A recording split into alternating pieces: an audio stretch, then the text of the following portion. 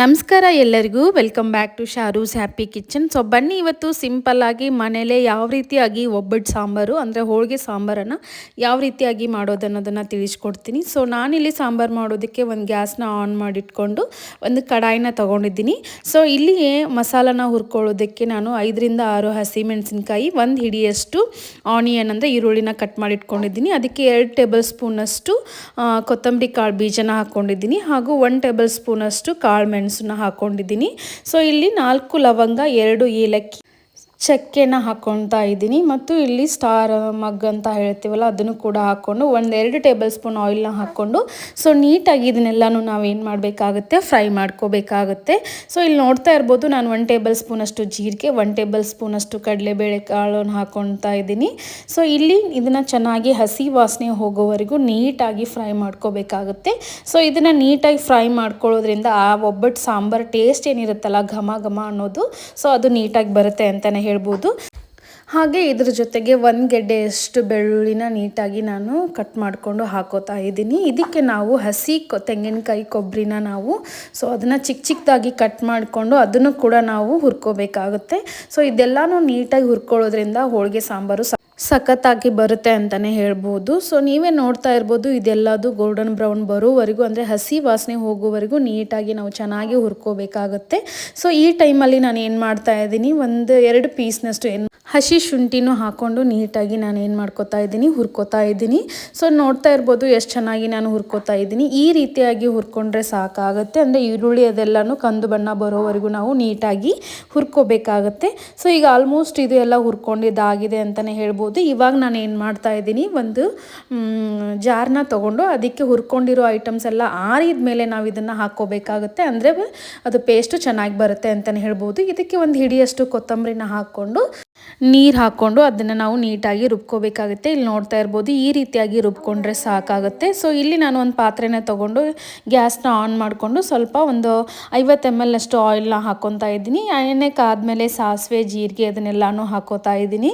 So ಇದೆಲ್ಲನೂ ಹಾಕ್ಕೊಂಡು 1 ಗೆಡ್ಡೆಯಷ್ಟು ಬೆಳ್ಳುಳ್ಳಿನ ಕಟ್ ಮಾಡಿಕೊಂಡು ಜಜ್ಜಿಟ್ಕೊಂಡು ಹಾಕ್ಕೋತಾ ಇದ್ದೀನಿ, ಹಾಗೂ ಸ್ವಲ್ಪ ಕರಿಬೇವು. ಸೊ ಒಗ್ಗರಣೆಗೆ ಸ್ವಲ್ಪ ಅಂದರೆ ಸ್ವಲ್ಪ ಈರುಳ್ಳಿನ ಹಾಕ್ಕೋತಾ ಇದ್ದೀನಿ. ಇಲ್ಲಾಂದರೆ ನೀವು ಇದನ್ನು ಸ್ಕಿಪ್ ಕೂಡ ಮಾಡ್ಕೋಬೋದು. ಈರುಳ್ಳಿನ ಚೆನ್ನಾಗಿ ಇದನ್ನು ಎಣ್ಣೆಯಲ್ಲಿ ಫ್ರೈ ಮಾಡ್ಕೊಂಡು ಆದಮೇಲೆ ಈ ಟೈಮಲ್ಲಿ ನಾವೇನು ಮಾಡ್ಕೋಬೇಕಾಗಿರುತ್ತೆ, ರುಬ್ಬಿರೋಂಥ ಮಸಾಲಾನೆಲ್ಲನೂ ಅಂದರೆ ಕೊಬ್ಬರಿ ಏನು ರುಬ್ಕೊಂಡು ಇಟ್ಕೊಂಡಿದ್ವಲ್ಲ ಅದನ್ನೆಲ್ಲನೂ ಹಾಕ್ಕೊಂಡು ಹಸಿ ವಾಸನೆ ಹೋಗೋವರೆಗೂ ಕೂಡ ಚೆನ್ನಾಗಿ ಅದನ್ನು ಎಣ್ಣೆಯಲ್ಲಿ ಫ್ರೈ ಮಾಡ್ಕೋಬೇಕಾಗತ್ತೆ. ಸೊ ಇದು ಯಾವಾಗ ನಮಗೆ ಹಸಿ ವಾಸನೆ ಹೋಗಿದೆ, ನೀಟಾಗಿ ಬೆಂದಿದೆ ಅಂತ ಗೊತ್ತಾಗಬೇಕಂತಂದರೆ ಅದು ಚೆನ್ನಾಗಿ ಎಣ್ಣೆಯಲ್ಲಿ ಬೆಂದು ಎಣ್ಣೆ ಮೇಲೆ ಇಟ್ಕೊಳ್ಳೋಕೆ ಸ್ಟಾರ್ಟ್ ಆಗುತ್ತೆ, ಎಣ್ಣೆ ಮೇಲ್ಗಡೆ ಬರೋದಕ್ಕೆ ಸ್ಟಾರ್ಟ್ ಆಗುತ್ತೆ. ಸೊ ಆವಾಗ ನೀಟಾಗಿ ಹಸಿ ಕೊಬ್ಬರಿ ಎಲ್ಲ ಬೆಂದಿದೆ ಅಂತಲೇ ಹೇಳ್ಬೋದು. ಸೊ ಇಲ್ಲಿ ನೋಡ್ತಾ ಇರ್ಬೋದು ಈ ರೀತಿಯಾಗಿ ಆವಾಗವಾಗ ನಾವು ಮಿಡಲಲ್ಲಿ ಕೈ ಆಡಿಸ್ತಾನೆ ಇರಬೇಕು. ಸೊ ತುಂಬ ಚೆನ್ನಾಗಿ ಕುದ್ಮೇಲೆ ನಾವೇನು ಮಾಡಬೇಕಾಗುತ್ತೆ, ಇದಕ್ಕೆ 1 ಟೇಬಲ್ ಸ್ಪೂನಷ್ಟು ಅರಿಶಿನ ಪೌಡ್ರನ್ನು ಕೂಡ ನಾನು ಹಾಕೋತಾ ಇದ್ದೀನಿ. ಸೊ ಇದಕ್ಕೆ ಯಾವುದೇ ಬೇರೆ ಮಸಾಲಾನ ನಾನು ಆ್ಯಡ್ ಮಾಡ್ಕೊಳ್ಳೋದಿಲ್ಲ, ಯಾಕಂದರೆ ರುಬ್ಕೋಬೇಕಾದ್ರೆ ಎಲ್ಲ ಮಸಾಲನೂ ಹಾಕ್ಕೊಂಡು ಹುರ್ಕೊಂಡೇ ಹಾಕ್ಕೊಂಡಿರೋದು. ಹಾಗಾಗಿ ಇದು ಚೆನ್ನಾಗಿ ಬೆಂದಿದೆ. ಈ ಟೈಮಲ್ಲಿ ನಾನು ಏನು ಮಾಡ್ತಾ ಇದ್ದೀನಿ ಅಂತ ಅಂದರೆ, ಸೊ ನೋಡ್ತಾ ಇರ್ಬೋದು ಎಷ್ಟು ಸಖತ್ತಾಗಿ ಸೊ ಇದು ಕುದೀತಾ ಇದೆ ಅಂತ ಹೇಳ್ಬೋದು. ಈಗ ನೋಡ್ತಾ ಇರ್ಬೋದು ಇಲ್ಲಿ ಮೇಲ್ಗಡೆ ಎಣ್ಣೆ ಬಿಡ್ತಾ ಇದೆ. ಸೊ ಈ ಟೈಮಲ್ಲಿ ನಾವು ಬೇಳೆ ಕಟ್ಟೆಲ್ಲ ಏನು ತಗೊಂಡಿರ್ತೀವಲ್ಲ ಸೈಡಿಗೆ, ಆ ಕಟ್ಟನ್ನು ನಾವು ಹಾಕ್ಕೋಬೇಕಾಗುತ್ತೆ. ಸೊ ಇದೇ ಮೇನ್ ಇಂಗ್ರೀಡಿಯೆಂಟ್ ಇಲ್ಲಿ ಹಾಕೊಳ್ಳೋದು. ಅಂದರೆ ಬೇಳೆ ಸಾಂಬಾರು ಟೇಸ್ಟ್ ಬರಬೇಕಂದ್ರೆ ಸೊ ನಾನು ಇದನ್ನು ಮುಂಚೆನೇ ಜಾಡಿಸ್ಕೊಂಡು ಹೋಳಿಗೆ ಕಟ್ಟನ್ನು ನಾನು ಹಾಕ್ಕೊಂಡು ಇಟ್ಕೊಂಡಿದ್ದೀನಿ. ಅದರಲ್ಲಿ ಮಿಕ್ಸರ್ ಜಾರ್ನು ತೊಳ್ಕೊಂಡು ಅದ್ರದ್ದು ಕೂಡ ಅದನ್ನು ನೀಟಾಗಿ ತೊಳೆದು ಒಂದಕ್ಕೆ ಹಾಕ್ಕೊಂಡಿದ್ದೀನಿ. ಸೊ ಇವಾಗ ಹೋಳಿಗೆ ಕಟ್ಟನ್ನು ನೀರೆಲ್ಲನೂ ಇದಕ್ಕೆ ಹಾಕ್ಕೊಂಡು ಮತ್ತೊಂದು ಸಾರಿ ನಾವೇನು ಮಾಡಬೇಕಾಗುತ್ತೆ, ನೀಟಾಗಿ ಮಿಕ್ಸ್ ಮಾಡ್ಕೋಬೇಕಾಗುತ್ತೆ.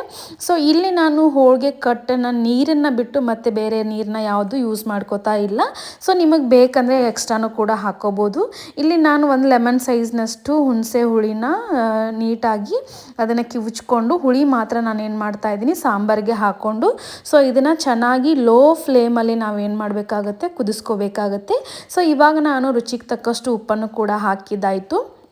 ಸೊ ನೀಟಾಗಿ ಚೆನ್ನಾಗಿ ಒಂದು 5ರಿಂದ 10 ನಿಮಿಷ ಲೋ ಫ್ಲೇಮಲ್ಲಿ ಕುದ್ದಾಗ ಮಾತ್ರ ಆ ಸಾಂಬಾರು ಟೇಸ್ಟ್ ಅನ್ನೋದು ಸಖತ್ತಾಗಿ ಬರುತ್ತೆ. ಯಾವುದೇ ಕಾರಣಕ್ಕೂ ಹೈ ಫ್ಲೇಮಲ್ಲಿ ಇದನ್ನು ಕುದಿಸ್ಕೊಳ್ಳೋಕೆ ಹೋಗಬೇಡಿ, ಯಾಕಂದರೆ ಬೇಗ ಬೇಗ ಕುದ್ದಿರುತ್ತೆ, ಅದು ಚೆನ್ನಾಗಿ ಬರೋದಿಲ್ಲ.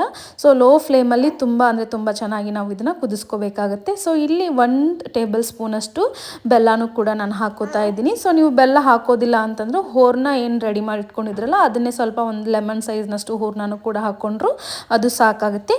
ಈಗ ನೋಡ್ತಾ ಇರ್ಬೋದು ಸಖತ್ತಾಗಿ ಇದು ಕುದೀತಾ ಇದೆ. ಈ ಟೈಮಲ್ಲಿ ನಾನು ಏನು ಮಾಡ್ತಾ ಇದ್ದೀನಿ, ಚಿಕ್ಕದಾಗಿ ಕಟ್ ಮಾಡಿ ಇಟ್ಕೊಂಡಿರುವಂಥ ಕೊತ್ತಂಬರಿ ಹಾಗೂ ಕಸ್ತೂರಿ ಮೇಥಿನ ಹಾಕ್ಕೊಂಡು ಒಂದ್ಸರಿ ನೀಟಾಗಿ ಮಿಕ್ಸ್ ಮಾಡಿಕೊಂಡು ಮತ್ತೆ ಒಂದು 2 ನಿಮಿಷ ನಾನು ಏನು ಮಾಡ್ತಾ ಇದ್ದೀನಿ, ಇದನ್ನು ಕುದಿಸ್ಕೊತಾ ಇದ್ದೀನಿ. ಸೊ ಇಷ್ಟು ಮಾಡಿದರೆ ಹೋಳಿಗೆ ಸಾಂಬಾರು ರೆಡಿ ಆಗುತ್ತೆ. ಸೊ ನೀವು ಟ್ರೈ ಮಾಡಿ ಹೇಗೆ ಬಂತು ಅನ್ನೋದನ್ನು ಕಮೆಂಟ್ ಮಾಡೋದನ್ನು ಮರಿಬೇಡಿ.